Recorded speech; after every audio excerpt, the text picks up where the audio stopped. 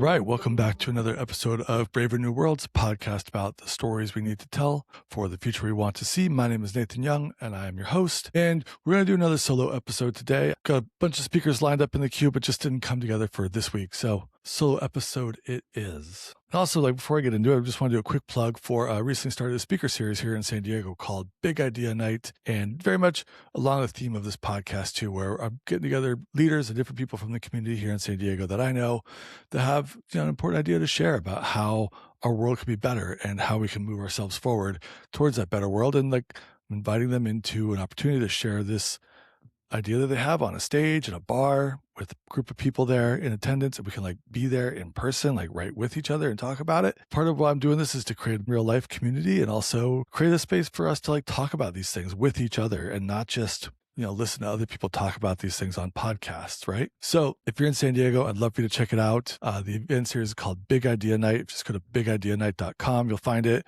or you can find Big Idea Night on Instagram, and I'll be posting about it on my own personal feed too. And all right, so let's get into the topic of this podcast. And I think what I'm going to do this time is I'm going to build upon where I started last time, talking about, storytelling as a mechanism for sharing ideas and why storytelling is so important for doing that. And today I want to take a step further, talk about the intersection of storytelling and persuasion and how those two aspects of communication work together. Because last time I talked about why storytelling is important, and it really comes down to just two main factors for what storytelling does for us as humans. And it comes down to trust and predictability.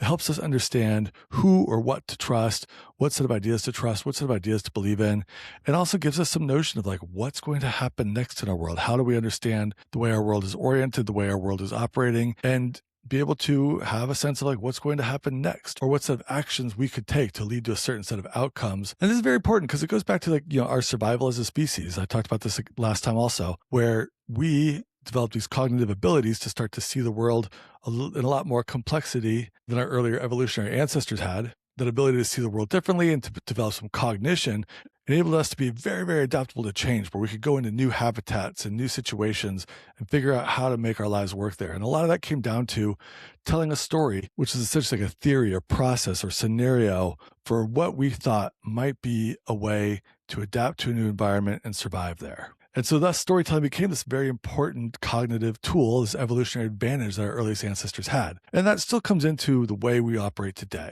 And this is why storytelling is so valuable and important as a communication tool. And this is all sort of theoretical. Because none of us were alive back then. But the theory would be that a lot of times the people that would emerge as leaders of these different tribes or social groups or communities that they were a part of back in these ancient times, they're often the best storytellers because they could propose the best ideas and propose those ideas in the most persuasive ways. And that method of storytelling and proposing ideas and presenting those ideas as persuasive scenarios is still a very, very valuable tool for leadership today.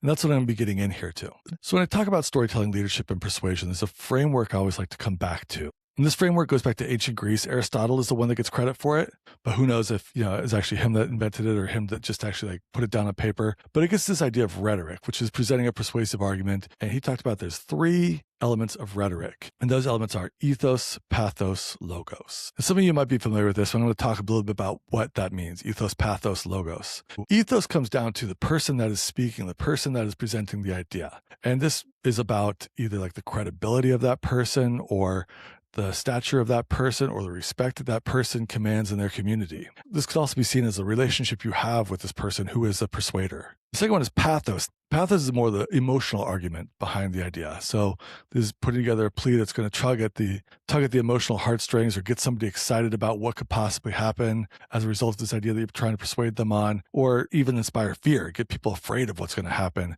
And that's part of how you make your emotional pitch for the idea that you're presenting. And the third is logos. Logos is a logical pitch or data-based argument for the idea that you have. That's what logos is. And so one of the things that comes up is if you think about this, those pathos, logos, which of those three would you assume would be the most persuasive? How would you think that those three pieces would balance on each other? Would it be about equal, or would one of them be stronger than the other? Would one of them be way stronger than the other, or would it be just a little bit stronger? I'll give you a second to think about that here, as if the stature and credibility of the communicator is the most important thing, or the emotional argument is the most important thing, or if the logical argument is the most important thing. And for those of you that said like the stature, credibility, trust, relationship of the speaker being the most important thing, ding, ding, ding, you got it right.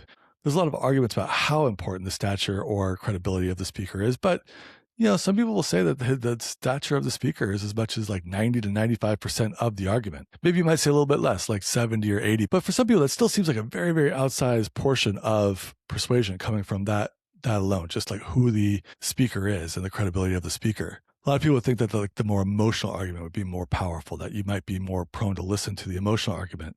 But I want to propose a hypothetical for you here, just to think about this. Say you get an email tomorrow, and the email is from someone in Nigeria, and they're like, hey, I got something for you that's going to change your life. I am a Nigerian prince, and if you send me $500, I'm going to be able to get back to you with like $1 million. And just think of like how your life will change with that $1 million if I'm able to send that to you. Like, wouldn't that be amazing? Wouldn't you be excited to have that $1 million? And you might even sit there and think like, oh man, $1 million. Like, I wouldn't have to go to work anymore. I'd be scot-free for the rest of my life. Or maybe maybe mostly scot-free. Maybe you just buy a house. Maybe that's all you get with $1 million. Who knows? That's still a lot though. That's a lot of money. I mean, that's a pretty persuasive emotional argument, right? But do you believe it? Do you buy it? Are you persuaded? No, because the credibility of this person that's sending you this argument they're not credible. You kind of know, we already know it's a scam, right? Now, on the flip side, suppose your best friend comes to you tomorrow and they're like, hey, I need $5,000. I can't tell you why. I just need $5,000. What are you going to do? You're going to give it to them? You might have some reservations, but you're probably going to consider giving your friend that $5,000 more than you considered giving that Nigerian prince $500. And your friend, he didn't present any sort of persuasive argument in this. He's just like, I just need $5,000. And imagine this is a friend that you've known forever and you believe that he's totally trustworthy and you believe that he's good for the money. You'd give it to him, right? Like maybe you might be like, I could do like $2,000 today. But you'd be more likely to give him the money than you would to that Nigerian prince. And that goes back to like, you trust this person, you know this person, you believe this person. They have more credibility in your eyes than this Nigerian prince out there. And it gets back to this idea that persuasion requires trust. I think a lot of times when I talk about persuasion, people seem to believe that you can go in there and you can just wow them with some idea, get them so excited about the possibilities that you're sharing that they'll just be blown away and you can somehow impress somebody. And that can go for, even just presenting an ad on the internet, or this could be any sort of communication that you're going to send out there, trying to get some kind of reaction from your constituencies, whether that's, you want them to participate, you want them to follow you on social media, you want them to donate to your cause, you want them to buy your product. You can present this very, very persuasive argument there in that moment, but unless you're coming to that moment with some credibility, you're not going to be able to really make that persuasive argument at all. And so really, like, a lot of persuasion comes down to way before you're even in the same room with the person you're trying to persuade. It goes way, way back further than that. And the more trust you have, though, then the more ability to persuade that you were able to create. So let's back up then. Let's talk about this idea of trust. We talked about trust a lot last time, but we'll talk about it a little bit more deeply here today too, because we need to think about, like, what is it going to take for, if you're trying to persuade somebody on a cause or an idea or a notion, they're going to have trust in two things to be persuaded by you. One, they're going to have trust in you. And by you, I mean, either that could be you as a person, or it could be you as a representative of an organization, or it could be you as, your own business that you run. So you can think about you as like either like a very specific you, or it can be more of a collective or a group or a brand even.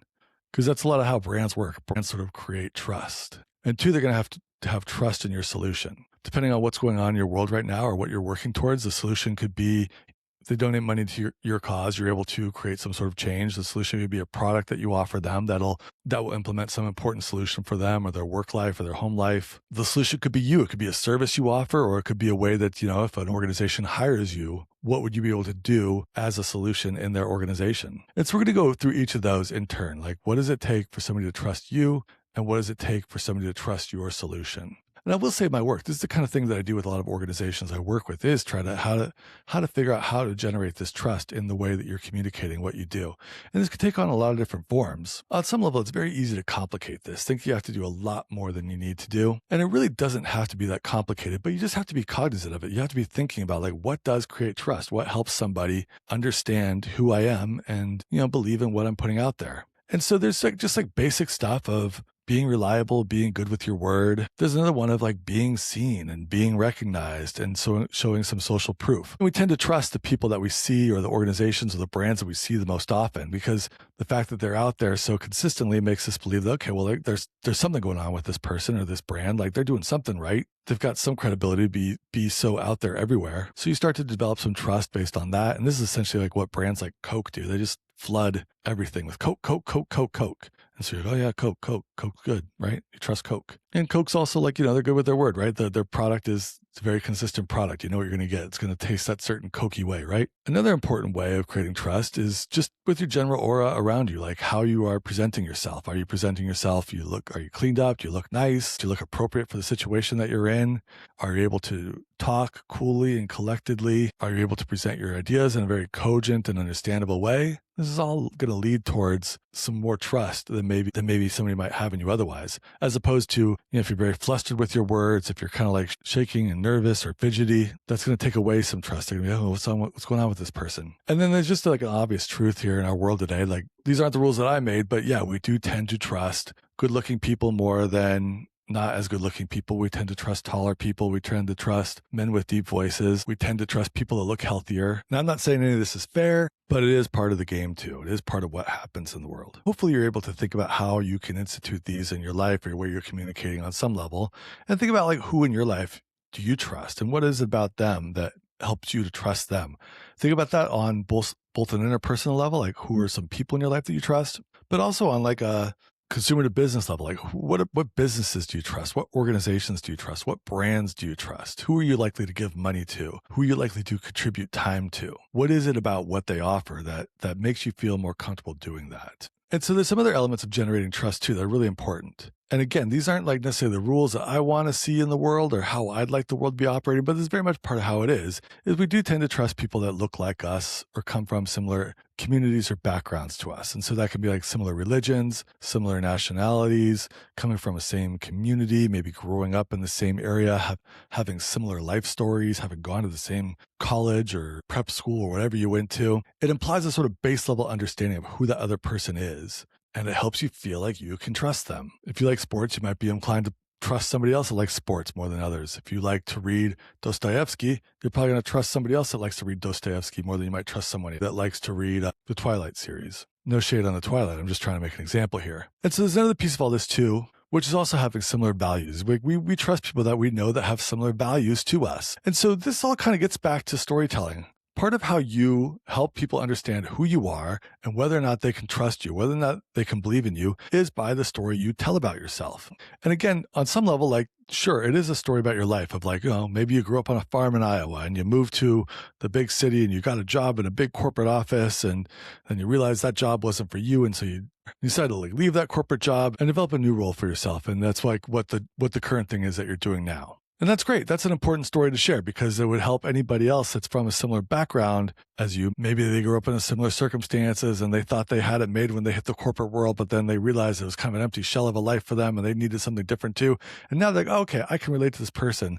They have just shared with me their story about what they understood and like what they experienced. And so they probably understand my problems. And so maybe I can trust this person. Maybe what this person has to share will be invaluable to me. But on another level too, another piece of that also, it really does come down to your values, like what you think is important, what you believe is important in this world, how you believe that that you as a human should operate and how you believe that other humans should operate. And it's essentially the expectations that you create for yourself for the kind of person that you want to be. And so if you have this similar background story to share, then you're also able to like exhibit some similar set of values to the person you're trying to communicate with. That's a much stronger basis for trust than you'd have otherwise. And by values, it could mean anything. I mean, maybe you value creativity. Maybe you value freedom of expression. Maybe you value the environment. Maybe you value bringing community together. And so one of the things whenever I'm working with somebody new that really wants to they want to tell their story, they want to be able to project themselves as a leader and understand how they communicate who they are to a wider world.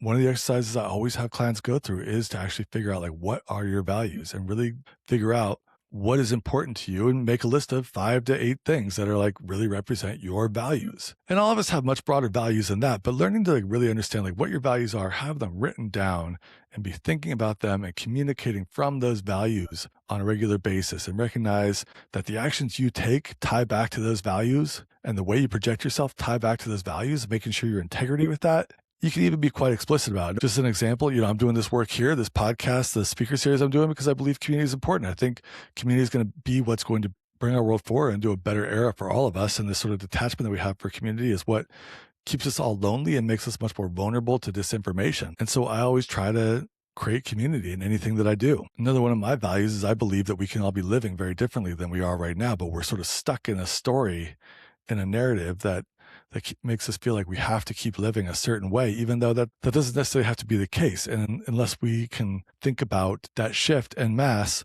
we're going to be stuck in the same sort of cycle that we've been in for decades, if not centuries. And so those are my values. And a lot of times you'll hear me on this podcast, or when I do the introduction for the events I host, I reference these ideas. I think these are important. These represent what I think is valuable in the world and like what the set of values I'm operating from and all the work that I'm doing. And I communicate that out when I'm sharing what I'm doing. And so when people can connect the work I'm doing with the values that are behind that work, they have a better sense of who I am. And that sets the stage for a lot more trust and connection and ultimately persuasion with ideas from there. And so part of what this means for you is like, you've got to get clear on your values. Like I said, make that list of what those values are, but also like know the story behind how you got that value. What made you think that that was important? I can say for myself, I've lived my life in many different ways. I've had, this sort of 9-to-5 corporate job. I've lived a very entrepreneurial life. I've spent periods of time not working. I've been lucky enough to be able to do a little bit of traveling or take some time off or engage in creative work. And I know that like I just felt so much more fulfilled when I was able to slow down, engage in some real creative and community-based work. And I felt like I was contributing more to the world, to society, to my circle of friends, doing that than I ever was able to do in working more corporate jobs. And it's not like I come from a lot of money, got some, but not a ton. Deciding to live my life that different way, it came at a cost. And I've had to manage that. And that's a decision I made. I feel much more happy and fulfilled for it, but it was difficult. But this is part of the story that I like to share about myself and my own background and upbringing and the things I've experienced as an adult that led me to the place I'm at right now. So that's what I'm getting at. Know your values and know where your values came from. How did you come to get those values? And if anybody's interested, send me a message or something. I'll share some exercises I offer for understanding what those values are for yourself. And there's another component of this too that I won't be able to get into here right now, but like part of this also is like really to like learn how to know yourself and believe in yourself and trust in yourself, because I think maybe a lot of us, we sort of think we have certain values, but we actually don't trust or believe in ourselves strongly enough to be able to like fully affirm like, no, these are my values. I get this. I understand. We might be in a place where we might be inclined to say like, well, I think these are my values. I don't know. What do you think? Do you like my values? Are you willing to work with me based on these values, or should I change my values to like make it so we can work together better? And you can do that. That is a strategy, but I don't think a lot of us are necessarily conscious that we're doing that. And that's more what I'm getting at. We're just so used to being whoever we feel like we need to be able to fit in a situation. We don't often consider an alternative way of being. That's a whole other topic too. If you're intrigued by this, let me know, and maybe I'll do a future episode about that also. So that all gets back to like the trust in you as a person, or as a representative of an organization, or as doing the marketing or presentation of an organization. So now we get to that other piece of trust, which is important towards persuasion, and it's trust in your solution. And this is where I see a lot of people get lost. And again, this is, both individuals trying to represent themselves, or this can be an organization trying to talk about the service they offer, or the product they have, or the work they do for the community. Because we're so close to it sometimes. We know all the features of the product, or we know all the different ways that our service works. We know the mechanisms of doing the job, and we can point to case studies of previous successes. We have 8 years, 10 years, 12 years, 14 years of experience doing this kind of work. And all that has value. Like there's nothing wrong with that as something to share towards making a persuasive argument. But a lot of that's logos. So your ethos, it got you at the table. It got you in the room with this person that you're trying to persuade, or this group of people you're trying to persuade. And then you go in there and you just share logos. You just share the logistics of what you do or how you operate or what you have to offer. You're not making an emotional argument. You aren't offering the pathos. And this is where a lot of people I work with, where they really need help, is like really getting into that emotional argument and figuring out what that is. And the truth of it is it's actually quite simple, but it requires you to step outside of yourself and try to think from the point of view of the person you're trying to persuade. What are they worried about? What are they thinking about? What keeps them up at 4 a.m.? What solution can you offer to that challenge that they have? What's something you could take off their hands that would represent the biggest relief to them? And when I say relief, I say that very specifically, like relief, like you're able to take this work off their hands, like, oh my God, thank you. Thanks so much. Oh my gosh. I feel like a weight is lifted. That's the emotional argument. So rather than talking about the features or the way things work or the ABCs of the service you offer, you more want to talk about the outcome you can create and how that outcome is going to feel for the person on the receiving end of your communication. Are they going to feel gratified that they were able to donate money to a cause you're working on and help a certain community lift itself out of some problems that's going through right now and set a path for a more vibrant and sustainable life? And that would all give the person that gave the money a lot of pride and gratitude to be able to do that. Is the outcome you're going to create is you're going to take a lot of stress off this person. You're going to take a lot of work off their plate, handle it all for them. They're not have to worry about a single thing. You've got it from here. They don't need to worry about it anymore. They don't need to think about it anymore. They can go put their energy into something else. Is that the outcome you can create? Is the outcome you're going to create is you're going to make this person a lot of money. You're going to ramp up sales. You're going to get the marketing out there. You're going to make sure that everybody knows about this product and so many people buy it that this person is going to hire you or work with you. They're going to finally have that money to afford to buy that like new dishwasher to replace the one that broke last year, or catch up on bills, or hire the next person to help their business grow, or just not be as stressed about money, not be as stressed about the state of their business anymore because they brought you on board to fix a problem for them. That's what you want to share. You want to share that outcome you can create. And like maybe part of sharing that is getting to the logistics of what it is you're going to do to create that outcome. But you still need to talk about the outcome. And I'll reference this more specifically the kind of work I do now too, is when I work with entrepreneurs or leaders, and especially I've been helping leaders a lot lately with job interview coaching, interviewing for more CEO and vice president level positions. These are very smart, accomplished people. They can do the job, and they'll reference their years of experience. They'll reference some of the relationships they have. They'll reference that they've done some of the similar things before. They'll reference like the ideas that they have, but they'll never reference the outcome. And the outcome they're going to create is they're going to move the organization into the 21st century, or the outcome they're going to create is they're going to make this organization be a highly regarded nonprofit or philanthropy in the city. They're going to turn this product into the first thing anybody thinks about when they need a certain solution. They're going to take over this job, and people doing the hiring are never going to have to think about who's going to be the vice president for the next 3, 4, 5 years. Think about what the concerns would be of the person that's on the other side of the table, the person that's interviewing you, or it's looking at your product or looking at your service. Think about what those concerns are, and being able to address those concerns and offer a solution towards that is one of the most important things you can do towards generating trust in your solution. And usually it's going to come down to like you're helping them save time, helping them save or create money, helping to alleviate stress, helping to make them feel like they're doing a good job in the world by hiring you, or just helping them to like make their business or their organization run more smoothly. Whatever it is, you want to be speaking to that outcome. Because if you're sitting at the table, the ethos already got you that table. They have that at least enough trust in you to spend 45 minutes to an hour listening to you. Now you got to address the pathos, which is the trust in your solution. And what is the emotional payoff that's going to be at the other end of that for them? And this is part of the story you tell. When I talked earlier about how, some of the leaders in ancient society, they were able to propose a solution, a set of scenarios for how they might tackle a new environment or a new ecosystem that they're moving into, how they might survive in a new part of the world that nobody of their species had ever been to before. This is part of what you're doing too. You're trying to be that leader that says like, I have an idea, I have a scenario, I have a story to share about how I can move us forward into a bigger, better world for all of us. And so part of the reason why I do this work too, and now we're sharing some of my values with you here too, is because, I think like a lot of us, we see the world that we're living in now and we realize it's not working. We're actually like kind of in a scary situation. Like wealth inequality is off the charts. AI is showing up. It's taking away a lot of the jobs that were some of the more like intellectual or managerial class. We're like losing those jobs now, and we're not really sure what we're going to do and what the world's going to be. And new wars are starting. Nobody's doing anything about climate change. Like, it's a little bit scary if you sort of think in the bigger terms of things. And a big part of my belief is like the ideas are here. We've got them. People listening to this podcast have the ideas, and we have the thoughts, and we actually like kind of know what we can do. We just need to sort of do it on a larger societal level. And part of doing that is going to mean that those of us that believe in these ideas, that see the value in these ideas and want to move our society towards something more equal, sustainable, and thriving, like we need to speak up. We need to have our voices be heard.